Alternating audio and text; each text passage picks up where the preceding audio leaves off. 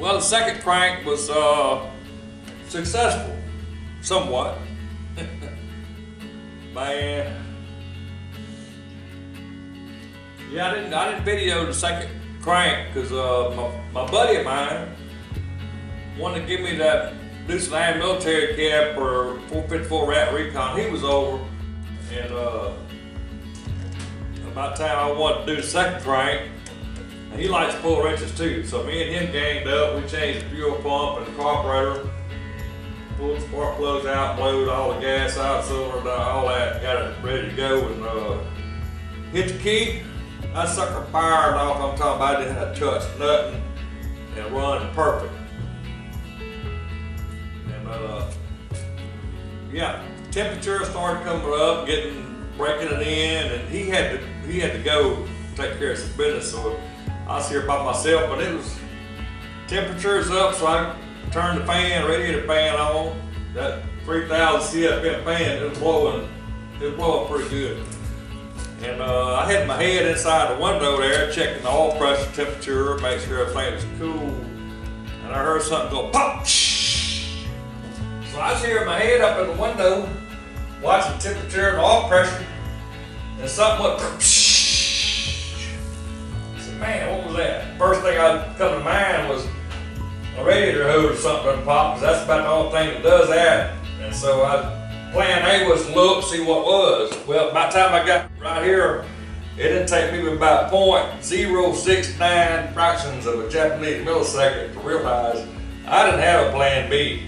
And I was in desperate need of one, because it had all spraying all my face. That 3,000 CFM fan had it blowing back. And so the only thing I think of plan B, okay, shut it off. So I was in here trying to turn my head, keep oil blowing my face, trying to spin them around, trying to find a switch. Found it, shut it off, but man, well, you see it's still all over the windshield. But still all everywhere. I had cleaned up, took the rest of the day to clean up the mess. Of course, it ain't 100% clean, but yeah. Well, what happened was that oil pressure, little plastic oil pressure line blowed all the pitting, and that oil shooting up, hitting that distributor, and it was glanced it all out this way. And with that fan, 3,000 CFM fan blowing, it was blowing all the oil back all over me, car, everything. It was a disaster. Then I realized that the number one plan A any mechanic has when things go awry is shut the key off.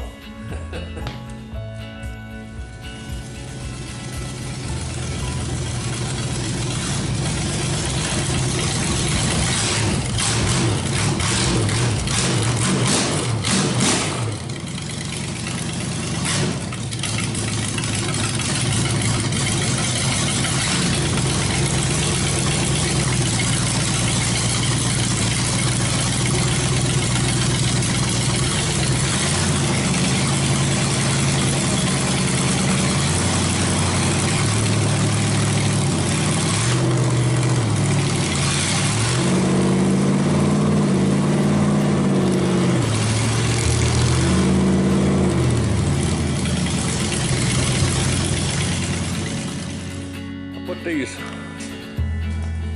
little wire looms I was talking about with the zip ties. You wrap one around and one in between. And after I got to look at this, I said that's probably a mistake. The zip tie and wires to that rod. But hey, it'll work for now. I'll fix it later.